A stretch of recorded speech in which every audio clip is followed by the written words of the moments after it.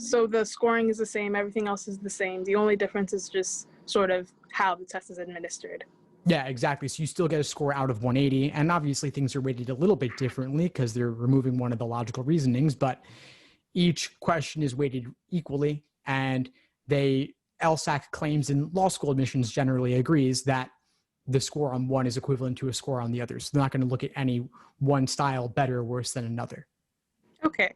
So is the weight of the logical reasoning section like doubled or heavier than it is for the logic games and That's a good the question. reading comprehension? Yeah, so logical reasoning is diminished in importance a little bit because previously it was half the scored sections.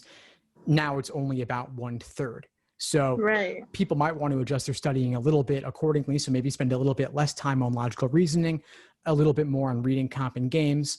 But these are pretty slight differences, and you still want a top score in accuracy regardless. And so I wouldn't really think it requires that big a change to one's prep. Yeah, I could see that. I think it does seem to make like logic games and reading comprehension, I guess, just more of your percentage as far as how important those are. So that's the only thing that I was thinking about. But wow, yeah, that's really interesting. I wasn't really aware of those changes.